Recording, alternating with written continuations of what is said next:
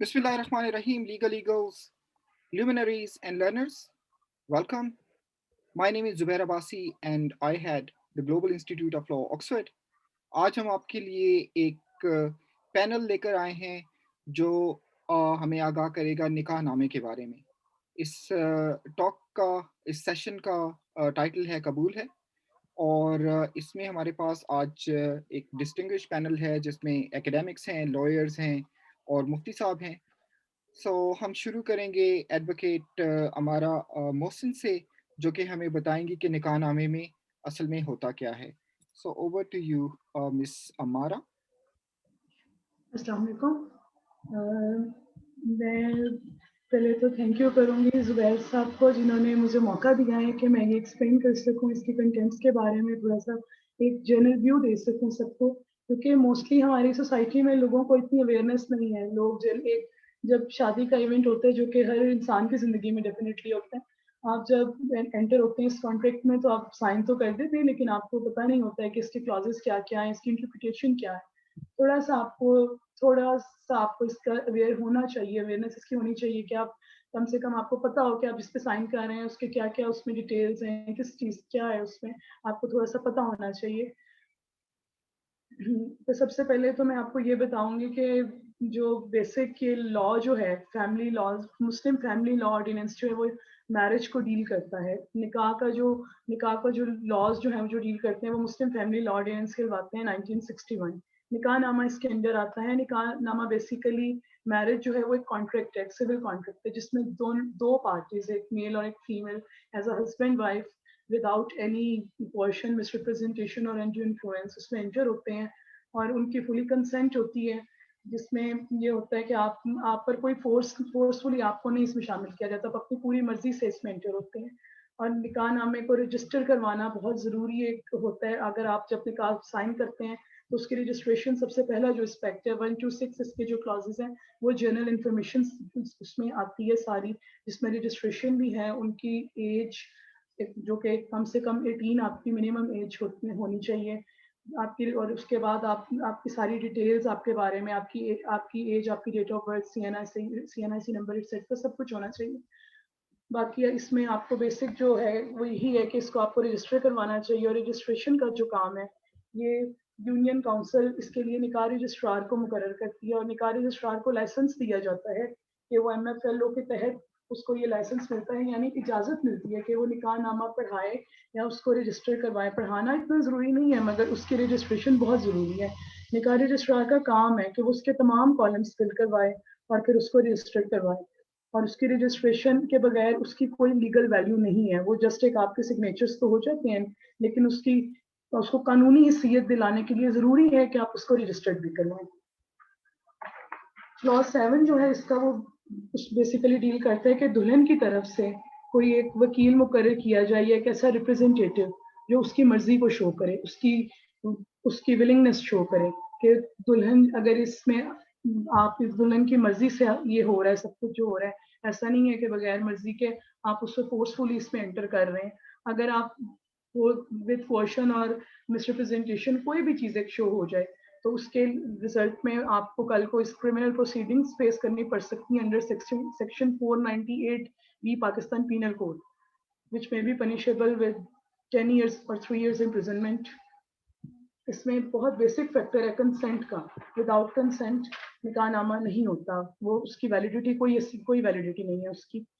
और ये भी ज़रूरी नहीं है कि दुल्हन का जो वकील है वो कोई ब्लड रिलेशन ही हो, उसका वो कोई भी आप मुकर्रर कर सकते हैं, जिस पे भी आप बेहतर समझें। तो बाप भाई के अलावा और भी हो सकते हैं आपकी फैमिली में। आगे निकाह में एक इंतहाई ज़रूरी जो एक स्टेप आगे आता है वो डॉवर का आता है, यानी मेहर का। मेहर जो कि जिसको एक आप गिफ्ट समझें, जो कि गिफ्ट है जो शोहर की तरफ से दुल्हन को दिया जाता है। It is a basic consideration जो कि एक ज्यूम किया जाता है कि जब शादी होती है या निकाह होता है उस टाइम पर एक फिक्स किया जाए एक डॉवर, जिसमें इसकी बेसिकली 2 टाइप्स होती हैं, प्रॉम्प्ट एंड डेफर्ड, मुअज्जल और गैर मुअज्जल। प्रॉम्प्ट वो होता है जो उसी वक्त निकाह के टाइम पर अदा किया जाए, और गैर मुअज्जल वो होता है जो कि बाद में म्यूचुअल कंसेंट के साथ, हस्बैंड और वाइफ की म्यूचुअल कंसेंट के साथ उनको वो बाद में ले लें, बाद में आप ले सकते हैं। और कॉलम नंबर जो 15 है اس میں یہ جو حق مہر اس وقت ادا کی، یعنی کہ جو معجل حق مہر ہے وہ آپ لکھیں گے کہ یہ ادا کیا گیا ہے. اکثر دیکھنے میں آتا ہے کہ خواتین کو جیولری دی جاتی ہے حق مہر کی جگہ، لیکن اس کا اندراج نہیں کیا جاتا. اس طرح کل کو یہ کلاز آپ کورٹ میں کبھی چیلنج کر سکتے ہیں اگر آپ کو یہ نہ ملے. اگر آپ نے لکھا ہوگا تو آپ کے لیے آسانی ہوتی ہے، اگر آپ نے نہ لکھا ہو تو آپ اس چیز کو کل کو چیلنج نہیں کر سکتے. اگر کئی کیسز میں ایسا بھی ہوتا ہے کہ خاتون کو کوئی پراپرٹی وغیرہ دی جاتی ہے، کوئی جائیداد ان کے نام کی جاتی ہے، اس چیز کا اندراج کالم نمبر 16 میں کیا جاتا ہے. اگر کسی قسم کی کوئی پراپرٹی دی جائے، کوئی پلاٹ دیا جائے، اینی تھنگ لائک دیٹ، تو اس کو آپ کالم نمبر 16 میں اس کو درج کریں گے. آگے کالم نمبر 17 ہوتا ہے جس میں ہسبینڈ اینڈ وائف کسی بھی قسم کی اسپیشل کنڈیشنز اس میں رکھ سکتے ہیں اپنی مرضی سے، کہ جو ان کے نزدیک ہو، کہ جو کہ ہسبینڈ اور وائف میں کچھ ہو کہ ہم شادی کے بعد، کوئی وائف چاہے کہ میں شادی کے بعد یہ کرنا چاہتی ہوں، میری کوئی جاب کی، اینی تھنگ لائک دیٹ، کوئی بھی کنڈیشن جس میں ان کی میوچل کنسنٹ ہے وہ رکھنا چاہے تو وہ کالم نمبر 16 میں لکھتے ہیں. نکاح نامے کے دوسرے صفحے پر ایک باقی کلاز ہوتا ہے جو کلاز نمبر 18 ہوتا ہے، جو کہ عموماً کاٹ دیا جاتا ہے، اکثر ایسے ہی ہوتا ہے. لیکن اس کلاز میں بیسیکلی طلاق تفویض کی بات کی جاتی ہے. اس کا مطلب یہ ہوتا ہے کہ شوہر اپنا طلاق کا حق اپنی بیوی کو تفویض کرتا ہے، مطلب ڈیلیگیٹ کرتا ہے، جس کو انگلش میں ڈیلیگیٹڈ ڈیورس بھی کہا جاتا ہے. بنیادی طور پر یہ حق شوہر کے پاس ہوتا ہے، جو کہ 18 کالمز کے تحت شوہر کے پاس اسلامی مطلب طور پر اگر دیکھا جائے تو یہ حق شوہر کے پاس ہوتا ہے. لیکن 18 کالم کے تحت یہ جو حق ہے شوہر اپنی طرف سے بیوی کو تفویض کرتا ہے، اس کو ڈیلیگیٹ کرتا ہے. اس کے بعد کالم نمبر 19 ہے. اگر کوئی شرط عائد کی گئی ہے تو اسے کالم نمبر 19 میں لکھنا ضروری ہے. کالم نمبر 20 جو ہے وہ ایک انتہائی اہم کالم ہے. اس میں نان نفقہ کے حوالے سے اگر کوئی اسپیشل ڈاکومنٹ تیار کیا گیا ہے، کوئی بھی ڈاکومنٹ اگر آپ کی کنسنٹ سے مینٹیننس کے حوالے سے آپ تیار کرتے ہیں تو وہ آپ کو کالم نمبر 20 میں آپ اس کا ذکر کریں گے، جو کہ بہت ضروری ہے. ابھی ریسنٹلی کیس ہائی کورٹ کا میں آیا تھا جس میں یہ بتایا تھا انہوں نے کہ شوہر کے طلاق کے حق پر صرف ڈیفرڈ ڈاور جو ہے اس کی شرط عائد کی جا سکتی ہے. یعنی کہ اگر شوہر طلاق دیتا ہے تو صرف وہ ڈیفرڈ ڈاور جو کہ بعد میں اس نے دینا ہے، بعد میں پے کرنا ہے، اس وقت نہیں پے کیا گیا، صرف وہ اس پہ باؤنڈ ہے کہ وہ پے کرے. اس لیے اگر کسی قسم کی کوئی شرط ہو تو وہ کالم نمبر 20 میں آپ لکھیں گے. آگے کالم نمبر 21 ہوتا ہے. اگر دلہا مطلب کالم نمبر 21 میں یہ بتایا گیا کہ اگر گروم جو ہے دلہا کس دوسری شادی کا خواہش مند ہے تو اس کے لیے یہ ضروری ہے کہ وہ یونین کونسل سے اجازت نامہ طلب کرے. یہ اگر وہ ایسا نہیں کرتا تو یہ قانونی جرم ہے اکارڈنگ ٹو سیکشن 6. اور اس کی حیثیت بیسیکلی قانون میں مطلب اس میں شرعی طور پر تو یہ ٹھیک ہے، مگر قانون میں اس کی حیثیت تب تک نہیں ہوگی جب تک آپ اس کو یونین کونسل سے پراپر پرمیشن نہ لے لیں. ادروائز قانونی طور پر اس کو ارریگولر کہا جائے گا، کیونکہ یہ کل کو آپ چیلنج کر سکتے، پہلی وائف جو ہے چیلنج کر سکتی ہے اس چیز کو کہ یہ وداؤٹ کنسینٹ ہے. یہ اس میں ضروری ہے کہ اگر آپ یونین کونسل سے اس کی پرمیشن لیں گے. بیسیکلی جو ایک جرنل ورڈ آئی ویو، ایک جرنل سا ہے کانسیپٹ، تو میں نے آپ کو یہی سارے کلاس کو بریفلی ایکسپلین تھوڑا کیا تاکہ آپ کو ایک جرنل اس کے بارے میں اویئرنیس ملے. اور جو بھی کریں آپ اس کو پلیز پڑھ کر اچھی طرح پھر سائن کریں تاکہ آپ کو ایک تھوڑی سی اویئرنیس ہو کہ آپ کیا کر رہے ہیں. Thank you.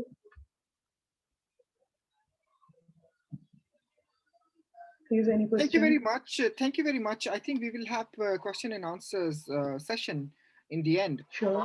So, Advocate ہمارا نے ہمیں جو نکاح نامہ کے کانٹینٹ کا ایک اوور ویو پرووائڈ کیا. اب ہم شہباز چمیا صاحب سے گزارش کریں گے کہ وہ ہمیں اس کا بیک گراؤنڈ بتائیں کہ یہ نکاح نامہ آیا کہاں سے ہے اور یہ بیسیکلی ہوتا کیا ہے.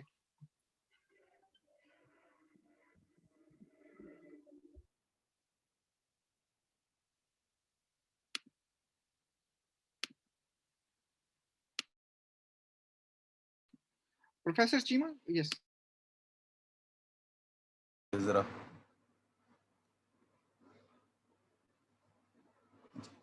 چلیں جی, ہمارے ہاں یہ جو نکاح نامہ ہے اس کی تھوڑی سی ہسٹری اور پھر اس کے جو اہمیت ہے اس کو ذرا واضح کرنے کے لیے ایک دو پوائنٹ جو ہے وہ میں آپ کے سامنے رکھوں گا. سب سے پہلے تو یہ پوائنٹ عام طور پہ ہمارے ہاں یہ کنفیوژن پایا جاتا ہے کہ شاید نکاح نامہ جو 1961 میں انٹروڈیوس ہوا ہے، اس سے پہلے کبھی نکاح نامہ کے پیٹرن پہ نکاح درج نہیں ہوتے تھے. تو یہ جو بہت بڑی مس انڈرسٹینڈنگ ہے ہسٹری میں، ہم انڈو پاک میں بھی اور دوسرے مسلم کنٹریز میں بھی یہ رواج کسٹمری رہا ہے، پرٹیکولرلی مڈل کلاس فیملیز میں، کہ نکاح کو لکھا جاتا تھا، نکاح نامے کی ٹرمز کنڈیشن جو ہیں وہ لکھی جاتی تھی. تو یہ سمجھنا کہ ہم نے یہ کوئی نئی انوویشن انٹروڈیوس کروائی ہے 1961 میں، یہ غلط ہے. تو ہم ایک بہت بڑی رکاوٹ جو ہے نکاح نامہ کہ اس ڈاکومنٹ کی ویلیو کو نہ بڑھنے کے لیے بھی یہ انڈرسٹینڈنگ تھی، جس کو جو ہے وہ ختم ہونا چاہیے. اور ہماری ہسٹری جو ہے اس کو ویٹ کرتی ہے کہ ایسے واقعات، ایسے نکاح نامے ہوتے رہے ہیں. ایک بہت امپورٹنٹ ڈاکومنٹ جو ہسٹری میں محفوظ ہے، سر سید احمد خان نے اپنی بیٹی کا جو نکاح کیا اس کو بھی درج کیا تھا، وہ بھی نکاح نامہ جو ہے وہ موجود ہے اور بکس میں اس کی ایگزامپلز جو ہیں وہ دی گئی ہے. تو ایک پوائنٹ یہ. پھر اس کے بعد ایک اور جو پوائنٹ نکاح نامہ کی اہمیت کے بارے میں ہے، وہ یہ کہ جب یہ 1961 کا لا نہیں آیا تھا، تو آپ اگر اس سچویشن میں اپنے آپ کو پلیس کریں کہ وہاں پہ جو فیملی لا سے متعلق سچویشن تھی وہ کیا تھی. ہمارے پاس نہ تو فیملی کورٹس تھی، ہمارے پاس جو ہے فیملی کورٹس نہ ہونے کی وجہ سے سارا procedure civil procedure code applicable تھا. وہاں پہ قانون شہادت جو اس وقت کا لا آف ایویڈنس تھا وہ اپلیکیبل تھا. پروسیجر جو ہے بہت زیادہ ڈیلیڈ ہوا کرتے تھے. پھر اس کے علاوہ یہ کہ ایون جو ڈیزولوشن کے کیسز تھے ان میں بھی اپیل ہوا کرتی تھی. تو یہ سارا کا سارا جو تبدیلیاں آنا شروع ہوئی، یہ 1961 کا جو مسلم فیملی لاز آرڈیننس آیا اور اس کے بعد جو ہے فیملی کورٹس ایکٹ آیا 1964 کا، یہ اس کی وجہ سے ہمارے ہاں جو سٹرکچر ہے فیملی ڈسپیوٹ کو ریزالو کرنے کا وہ انٹائرلی ڈیفرنٹ ہو گیا اس سٹرکچر سے جو 47 سے لے کے 60 تک رہا ہے. اور اس سے ہم بہت زیادہ جو ہے اب فرق ہمارے پاس جو سسٹم ہے وہ موجود ہے. پھر اس کے علاوہ ایک اور جو چیز یہ کہ ہمارے ہاں یہ جو نکاح نامے کی ٹرمز ہیں جن کے مختلف کو ڈاور سے متعلقہ ہے، ڈائیورس سے متعلقہ ہے، اس میں ایسی ٹرمز کنڈیشن بھی موجود ہیں جس میں نئی کنڈیشنز کو بھی ایڈ کیا جا سکتا ہے. اگر یہ ساری کی ساری ٹرمز کنڈیشن آپ دیکھیں تو یہ بہت پراپرلی ڈرافٹ ہوئی ہیں اور ان کے جو امپلیکیشن ہیں وہ بہت فار ریچنگ ہیں، اس سینس میں کہ جو وائفس ہیں ان کو ڈومیسٹک افیئرز میں ان کے رائٹس کو پروٹیکٹ کرنے کے لیے اس سے شاید بہتر جو ایک ایگریمنٹ ہے وہ اب اویلیبل نہ ہو. ابھی تک یہ بہت بیسٹ جو ہے اس کی ٹرمز کنڈیشن ہے. یہ جو بات میں کر رہا ہوں اس کو آپ ذرا کمپیئر کریں انڈیا میں، جہاں پہ کوئی بھی نکاح نامہ جو ہے اسٹینڈرڈائز اویلیبل نہیں ہے، اسٹیٹ کی طرف سے پرووائڈ نہیں کیا گیا، اور وہاں پہ یہ بہت بڑی ڈیبیٹ مسلم اسکالرز میں موجود ہے کہ نکاح نامے کو کیسے جو ہے وہ اس کی ٹرمز کنڈیشن جو ہے وہ کی جائیں. پچھلے 3 ڈیکیڈ سے اس کے اوپر بحث چلی آ رہی ہے اور مختلف جو بورڈز ہیں انہوں نے اس کے متبادل پریزنٹ بھی کیے ہیں. اور جو چیزیں ہمارے نکاح نامے میں ایک ایبسولوٹ ٹروتھ کی طرح موجود ہیں جس کے اوپر ہم میں سے کوئی بھی جو ہے وہ کنفیوز نہیں ہے یا ڈیبیٹ نہیں کر رہا، وہ ساری کی ساری چیزیں وہاں پہ ان کے اوپر ڈیبیٹ ہو رہی ہے کہ کیا یہ ہونی بھی چاہیے یا نہیں ہونی چاہیے. مثلا طلاق تفویض کے بارے میں کہ کیا اس کے ساتھ یہ دی جا سکتی ہے یا نہیں دی جا سکتی، اس کے اوپر 2 گروپس ہیں. پھر یہ کہ جو کنڈیشنز ہیں کیا وہ نکاح نامے میں مزید ایڈ بھی کی جا سکتی ہیں کہ نہیں کی جا سکتی. تو یہ ساری وہ چیزیں ہیں جو ہمارے پاکستان کے نکاح نامے میں موجود ہیں اور ان کے اوپر انڈیا میں ابھی تک ڈیبیٹ ڈسکشن جو ہے وہ ہو رہی ہے. اور اگر آپ لوگ اس کے بارے میں تھوڑا سا پڑھنا چاہتے ہیں تو میں ایک جو آرٹیکل ہے وہ ریفر کر دیتا ہوں تاکہ تھوڑی بہت کلیئرٹی جو ہے وہ اویلیبل ہو جائے. یہ ایک سیکنڈ جی.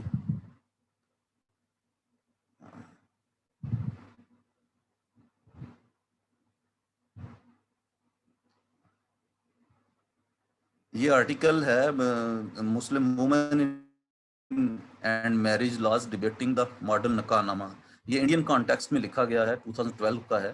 اس آرٹیکل میں اگر آپ دیکھیں تو اس میں بڑی تفصیل سے یہ ڈیبیٹس کو شامل کیا گیا ہے جو وہاں پہ نکاح نامے کو سٹینڈرڈائز کرنے میں وہاں پہ اسکالرز میں اور لائٹی میں موجود ہے، اور ہمارے ہاں وہ ساری چیزیں ہمارے نکاح نامے میں اویلیبل ہیں.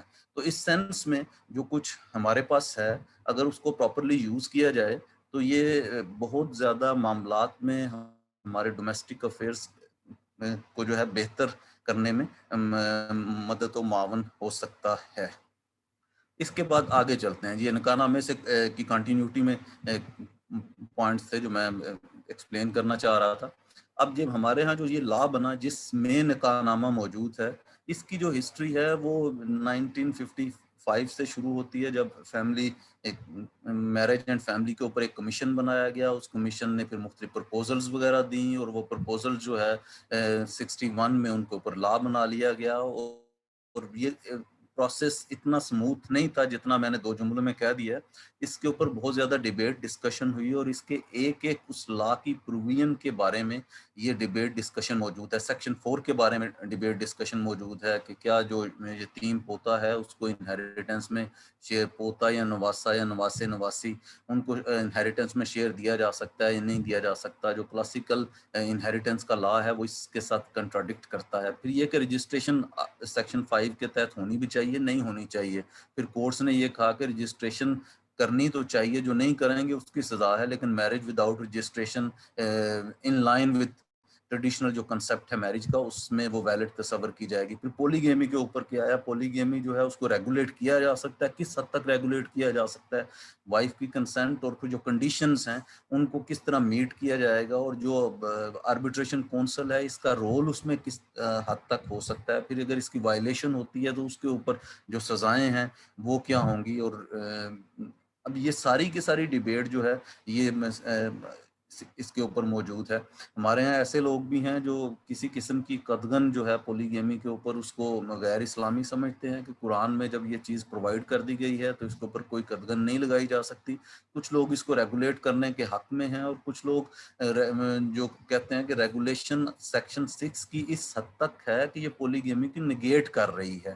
تو یہاں تک بات چلی جاتی ہے. پھر آگے ہیں سیکشن 7 کے اوپر آئیں. سیکشن 7 جو ہے وہ طلاق کا جو پروسیجر ہے اس کو ڈسکس کر رہا ہے، جس کے ذریعے سے جو طلاق کو ایک پراپر سیکوینس میں جو ہے وہ انکریج کیا گیا ہے. اس کے لیے ڈاکومنٹیشن بنانے کو انکریج کیا گیا ہے تاکہ ہمارے ہاں جو طریقہ کار رائج تھا طلاق ثلاثہ کا، یا پھر اس کے بعد یہ کہ ڈاکومنٹیشن نہیں ہوتی تھی، اور ڈاکومنٹیشن نہ ہونے کی وجہ سے میرج جو ہے وہ ایک عجیب سی سچویشن میں ہوتی تھی کہ میرج ڈیزالو بھی کر دی گئی ہے اور ہسبینڈ جو ہے پھر بھی کلیم کر رہا ہے کہ اس نے میرج ڈیزالو نہیں کی کیونکہ وائف کے پاس کسی قسم کا ثبوت اویلیبل نہیں تھا. اس کو انکریج کیا گیا ہے کہ لوگ جو ہیں میرج اگر ڈیزالو کریں تو ایک باقاعدہ طریقے سے پروسیس کے ذریعے سے کریں تاکہ اس کی ڈاکومنٹیشن ہو سکے اور سبسیکوینٹلی ان ایشوز کے اوپر جو ہے وہ لیٹیگیشن نہ ہو سکے.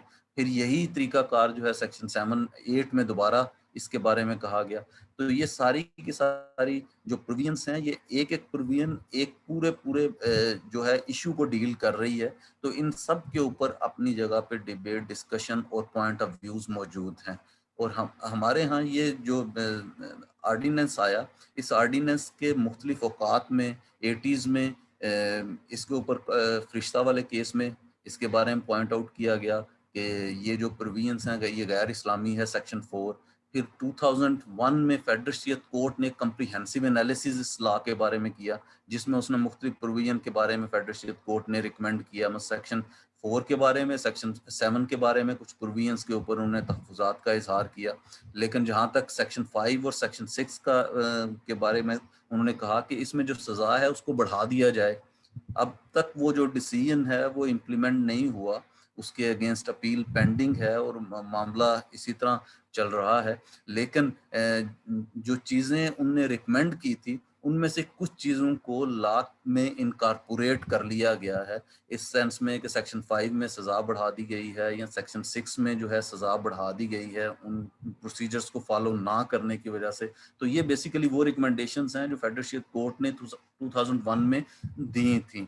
تو اس طرح ہم دیکھیں کہ یہ جو ہمارا مسلم فیملی لاز آرڈیننس ہے وہ جس طریقے سے شروع ہوا تھا اور جو ڈیبیٹ ڈسکشن اس کے اوپر، جس ہیٹڈ ڈیبیٹ ڈسکشن اس کے اوپر شروع میں کی گئی تھی، مختلف جو اسکالرس تھے انہوں نے اس کے اوپر لکھا، مثلا مولانا ابو العلا مودودی نے ان کے اوپر لکھا، ڈاکٹر خورشید نے ان کے اوپر لکھا، پھر مفتی تقی عثمانی صاحب نے بھی ان کے بارے میں جو ہے وہ لکھا.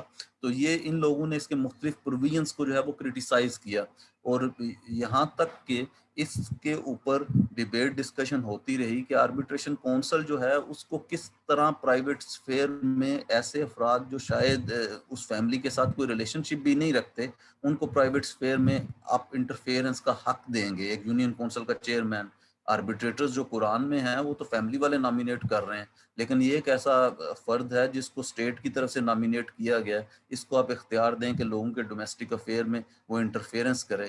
ٹھیک ہے، پھر اس کے بعد کہ یہ جو پروسیجر ہوگا اس کی امپلیمنٹیشن کے اوپر ایشوز آ سکتے ہیں. تو ڈیبیٹ ڈسکشن ہونے کے بعد اب ہمارے ہاں جو سچویشن ہے، لوگوں نے کافی حد تک اس لا کی جو افیکٹونیس ہے اس کو مان لیا ہے، ان سینس کہ یہ لوگوں کے لیے بینیفیشیل ہے. جو فیمیل ڈومیسٹک ریلیشن شپ میں ان کے کئی رائٹس جو ہیں وہ پروٹیکٹ ہوئے ہیں. کورٹس نے بھی with the passage of time اس کے مختلف جو آسپیکٹ ہیں ان کو اس طرح انٹرپریٹ کرنے کی کوشش کی ہے جس سے فیمیلز کے جو رائٹس ہیں ان کو پروٹیکشن کا پہلو جو ہے وہ سامنے آئے. مثلا اس کی ایک ایگزامپل جو ہے وہ سیکشن 7 کے کانٹیکس میں دوں گا کہ اگر سیکشن 7 کے تحت ہسبینڈ جو ہے وہ طلاق کا پروسیجر یوز نہیں کرتا اور وہ کلیم کرتا ہے کہ میں نے طلاق دی ہے، تو کورٹ اس کے پروسیجر نہ یوز کرنے کو کہہ سکتے ہیں کہ وہ مینٹیننس سے اوائڈ کرنے کے لیے سارا کچھ کر رہا ہے.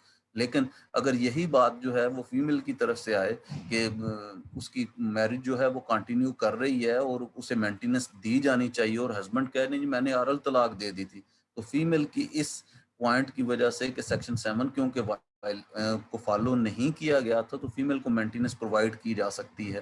تو مختلف پروویژنس کی جو انٹرپریٹیشن ہے وہ اس طرح کورٹس نے کی ہے جس کی بینیفیشری جو ہے وہ فیمیل جو ہے وائف ہو سکتی ہے. تو یہ جو جہاں تک آج ہم پہنچے ہیں وہ اتنی آسانی سے یہ سفر طے نہیں ہوا، اور لوگوں کی جو کمفرٹیبلٹی ہے اس لا کے تحت اور جو اس کے آلٹرنیٹ بھی کسی سجیسٹ ہوتے رہے ہیں ان سے لوگوں کا دور ہونا، جس طرح سیکشن 4 اس میں وصیت واجبہ کا کنسیپٹ، اب اس کے اوپر بھی تنقید لوگ کر رہے ہیں کہ نہیں وہ ایسا کنسیپٹ نہیں ہے، وصیت تو کبھی واجب ہو ہی نہیں سکتی، کمپلسری نہیں ہو سکتی. تو جب وصیت کمپلسری نہیں ہو سکتی تو اسٹیٹ اسے کمپلسری کیسے کر سکتی ہے؟ تو یہ جو اس طرح آلٹرنیٹ بھی لوگوں نے سجیسٹ کیے تھے اس کے اوپر بھی لوگوں نے ڈیبیٹ کی ہے اور اس کو کرٹیسائز کیا ہے. تو اب جہاں تک آج تک ہم موجود ہیں کہ یہ لا ہمارے ہاں اپلیکیبل لا ہے، اس کی جو پروویژنس ہیں جو نکاح نامے سے ریلیٹڈ اور جو مختلف اس کے سبسٹینٹیو آرٹیکلز میں دی گئی ہیں وہ کورٹس نے اس پراپر طریقے سے ان کو انفورس کر رہی ہیں، اور جو وائسز اس کے کرٹیسزم میں تھی یا اگینسٹ جانے والی تھی وقت کے ساتھ ساتھ وہ کم ہوتی گئی ہیں، یا انہوں نے ریئلائز کر لیا ہے کہ جو پریکٹیکلی اس لا نے سوسائٹی کو فائدہ زیادہ دیا ہے، نقصان کم دیا ہے. تو اس وجہ سے وہ وقت کے ساتھ ساتھ ختم ہوتی چلی گئی ہیں. کئی دفعہ یہ کنفیوژن بھی اس دور میں پیدا ہوتے رہے ہیں. میں یہ نہیں پوائنٹ آؤٹ کرنا چاہتا کہ نہیں جیسے ہی مسلم فیملی لاز آرڈیننس اب جس سٹیج پہ ہے ہمیشہ ہی اس نے کنفیوژن ریزالو کیے ہیں. کنفیوژن کسی وقت اس لاس کی مختلف پروویژن کی امپلیمنٹیشن کے دوران ہوتے بھی رہے ہیں. مثلا جب حدود آرڈیننس آئے اور اس کے بعد ساتھ ہمارے ساتھ مسلم فیملی لاز آرڈیننس کی انٹریکشن ہوا تو وہاں پہ کئی قسم کے کنفیوژنس ہوئے کہ ہسبینڈ جو ہے وہ ڈائیورس کا پروسیجر فالو نہیں کرتا اور سبسیکوینٹلی جب وائف نئی میرج کر لیتی ہے تو حدود آرڈیننس کے تحت وہ کیس کر دیتا تھا. اس طرح کے کیسز ہمارے ہاں ہوتے رہے ہیں، لیکن پھر یہ چیزیں ریئلائز کر لی گئیں اور جو آرل ڈائیورس ہے اس کو ایویڈنس کی بنیاد کے اوپر ایکسیپٹ کیا جانے لگا اور الٹیمیٹلی چیزوں کو ریزالو کیا گیا. اور جو سب آخری بات اس بارے میں کہنا چاہوں گا کہ جتنا اس لا کی جو امپلیمنٹیشن ہے اس کو ایفیکٹو کر لیا جائے تو وہ زیادہ بینیفیشیل ہوگی ہمارے ہاں ڈومیسٹک افیئر کی ریگولیشن کو پرٹیکولرلی جو رجسٹریشن کی پروویژنس ہیں اس کو جتنا زیادہ افیکٹولی انفورس کیا جائے وہ بینیفیشیل ہے. پھر اس کے بعد سیکشن 6 جو ہے اور سیکشن 7 یہ ایسی پروویژنس ہیں جس کو جتنا فالو کیا جائے اور جتنا پراپر طریقے سے اپلائی کر لیا جائے اس کا بینیفٹ جو ہے ہمارے جو فیملی انسٹیٹیوشن ہے اسی کو ہونے والا ہے.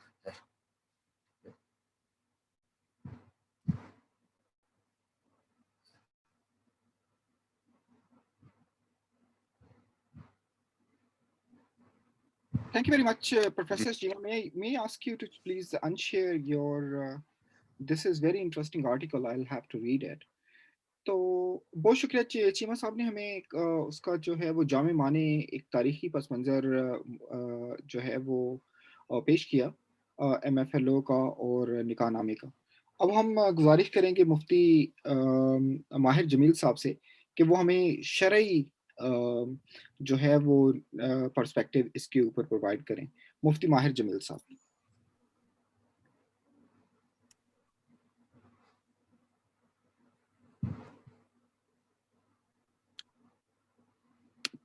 جی السلام علیکم ورحمۃ اللہ وبرکاتہ. جی میں چاہوں گا کہ پہلے میں اسکرین شیئر کر دوں. میرے خیال میں ادر پارٹیسپینٹ کا جب اسکرین شیئر ہو تو پھر شاید یہ ممکن نہیں ہوتا یہاں. جی وہ ہم ان کو کرتے ہیں. یہ 1 منٹ بس ٹھہر جائیے. جی اب جی سب سے پہلے بہت شکریہ آپ کا ڈاکٹر زبیر عباسی صاحب کہ آپ نے مجھے آج موقع فراہم کیا کہ میں نکاح کے حوالے سے کچھ شرعی حوالے سے کچھ چیزیں آپ کے سامنے رکھ دوں. سب سے پہلی بات تو یہ ہے کہ ہماری جو آج کی ڈسکشن ہے وہ نکاح نامہ کے حوالے سے ہے اور شریعت مطہرہ میں نکاح نامہ، نکاح کی دستاویز تیار کرنا یا لکھنا یہ شریعت کے بالکل مطابق شریعت نے اس کو پسند کیا ہے بلکہ اگر ریاست نے اس کو لازمی قرار دیا ہے تو شرعاً بھی یہ لازم ہے. اور اس کی وجہ یہ ہے کہ جب ہم سورہ بقرہ میں قرآن مجید کا مطالعہ کرتے ہیں قرآن مجید میں اللہ تعالیٰ فرماتے ہیں یا ایھا الذین آمنوا اذا تداینتم بدین الی اجل مسمی فاکتبوہ. اے ایمان والو جب تم کوئی معاملہ کرو تو اس کو لکھ لو. تو جب اللہ تعالیٰ نے ایک عام معاملات لکھنے کا حکم دیا ہے تو ایک اتنا بڑا معاملہ جس سے کئی خاندانوں کا تعلق وابستہ ہے اور جس پر مستقبل کے بہت ساری جو امکانی نزاعات ہے، امکانی جھگڑے ہیں، اس کا سدباب ہے، تو اس کا لکھنا تو بہت ضروری ہوگا. یہ تو میں اس کی لکھنے کے حوالے سے اور یہ جو دستاویز ہے اس کی شرعی حیثیت جو ہے اس کے اوپر تاکید ہے اور یہ شرعاً جب ریاست نے اس کا کہہ دیا تو یہ لازم. لیکن اس نکاح میں جو پوائنٹس لکھے ہوئے ہیں ہمارے ہاں خصوصاً پاکستان میں جو نکاح کا نکاح نامہ کی خصوصی فارمیٹ ہے اس کی کیا حیثیت ہے شرعاً. اور تو اس سے پہلے ہم چونکہ شرعی حیثیت سے پہلے نکاح کی جو چند بنیادی باتیں ہیں میں وہ آپ کے سامنے رکھوں گا تو اس کی روشنی میں ہمیں پھر یہ سمجھنا ہمارے لیے آسان ہو جائے گا. نکاح اور طلاق کی جو پھر ہمیں جتنے بھی شکلیں ہیں نکاح نامہ میں وہ ہمارے لیے سمجھنا آسان ہو جائے. سب سے پہلی بات تو یہ ہے کہ جو شریعت میں نکاح ہے، شریعت میں نکاح کے جو بنیادی ارکان ہیں وہ ایجاب اور قبول ہے. اگرچہ ہمارے نکاح نامے میں ایجاب اور قبول نہیں ہے لیکن یہ اس ایجاب اور قبول کی دستاویز ہے.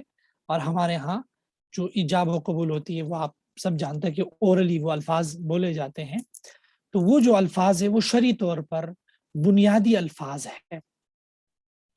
تو اس میں اور یہ ضروری اس کے جو ہے وہ ارکان ہے اور اس کے کمپوننٹس ہیں. ایجاب کا مطلب ہے کہ پروپوزل یا آفر، اور ہمارے ہاں جب الفاظ بھی بولے جاتے ہیں اس حوالے سے آفر کے الفاظ بولے جاتے ہیں. اور دوسری بات اس میں قبول کی ہے. قبول ہے کہ وہ یہ کہتے کہ میں نے قبول کیا، کہ میں نے اس کو ایکسیپٹ کیا. تو یہ بنیادی ارکان ہیں. یہ بنیادی ارکان جب پائے جائے تو نکاح جو ہے شرعاً وجود میں آتا ہے. نکاح اسلام میں اس کی ویسے بھی اہمیت ہے اور ایک عبادت تک کا بھی اس کو کہا گیا ہے. انبیاء کی سنت تک کے الفاظ آتے ہیں. بعض صورتوں میں فقہا نے اس کو واجب تک لکھا ہے اور سنت مؤکدہ عام حالات میں اس کو لکھا گیا ہے. نکاح میں ایجاب و قبول کے بعد جو سب سے اہم بات ہوتی ہے وہ گواہوں کی بات ہوتی ہے. اور جب ہمارے پاس پاکستان میں جو نکاح نامہ ہے جب ہم اس کا مطالعہ کرتے ہیں تو اس کا جو ہمارے پاس شق نمبر 11 ہے، شق نمبر 11 وہ گواہوں کے نام ماولدیت اور سکونت کے متعلق ہے. تو نکاحوں میں گواہ بہت ضروری ہے، یہ شرط ہے. اور یہاں تک کہا گیا ہے کہ اگر وداؤٹ وٹنسز، اگر بغیر گواہوں کے اگر کوئی نکاح ہو تو نکاح فاسد جو ہے وہ قرار دیا جائے گا. اور گواہوں میں جو ہے وہ 2 عاقل بالغ مرد یا ایک مرد اور 2 عورتیں ہوں، یہ کم از کم یہ ضروری ہے. اس میں پھر یہ ہے کہ کیا یہ اس سٹنگ میں ضروری ہے، نہیں تو اس میں پھر فقہا کے مختلف آراء ہیں. کچھ کی رائے یہ ہے کہ اسی سٹنگ میں ضروری ہے، اس لیے فون پر اگر ایجاب و قبول کے الفاظ بولے جائیں گے تو نکاح نہیں ہوگا. بلکہ اگر ایک بندہ اس مجلس میں موجود نہیں ہے، وہ اپنا پاور آف اٹارنی کوئی اپنا نمائندہ مقرر کرے، وکیل مقرر کریں، وکیل اس کے بہاف پر ایجاب و قبول کریں. تو یہ بہت ضروری ہے. اور ہمارے ہاں یہ جو نکاح نامہ اس میں بھی اس کو لکھا گیا ہے اور 2 گواہ بھی لکھے گئے. اور اس کی وہی بات ہے کہ شرعاً بھی اس کی بہت اس کے فائدے ہیں گواہوں کے. اگر کل کو کوئی فریق نکاح سے مکر جائے تو یہ گواہی وہ لوگ ہوں گے جو اس نکاح کو اس دستاویز کے ذریعے اس معاہدے کو ثابت کرنے میں کے لیے یہ ایک بہترین جو ہے وہ دلیل کے طور پر پیش ہوں گے. اگلی بات ہمارے پاس جو نکاح میں اگلی اہم چیز ہے وہ ہے حق مہر، جس کو ہم کہتے ہیں. اور حق مہر کی یہ ایک اہم چیز ہے نکاح میں، اگرچہ یہ رکن نہیں ہے لیکن یہ ایک شرط ہے اس میں. اور حق مہر یہ وہ چیز ہے جو کہ شوہر شرعی طور پر یہ اپنی بیوی کو گفٹ کرتا ہے. یہ کوئی فائنانشل پیمنٹ نہیں ہے اس بیوی کے ان فائدوں کی جو وہ ایک طرح سے وہ اپنے آپ کو جو ہے وہ شوہر کے گھر لے کر جاتی ہے، بلکہ یہ شریعت نے اس کو ایک عزت دی ہے. اور اس کی جو منیمم مقدار ہے وہ ہمارے ہاں جو عربی میں یہ 10 درہم کہا جاتا ہے. 1 درہم، 1 درہم جو ہے وہ 3.62 گرام کا ہوتا ہے. تو اس حساب سے جو 10 درہم ہے وہ 30.618 گرام کے بن جاتے ہیں. اگر ہم اس کو تولے میں کنورٹ کریں تو تقریباً یہ 3 تولہ کے قریب بن جاتے ہیں. یا تو اس کی ایکول جو بھی پرائس ہوگا وہ بھی دی جائے تو وہ بھی منیمم مہر ہے. اور جو میکسیمم ہے شریعت نے اس کی کوئی حد نہیں رکھی ہے، وہ کوئی بھی رکھی جا سکتی. ہمارے نکاح نامے میں اس حوالے سے کوئی وضاحت نہیں ہے، بلکہ وہاں صرف یہ لکھا گیا کہ مہر کی رقم.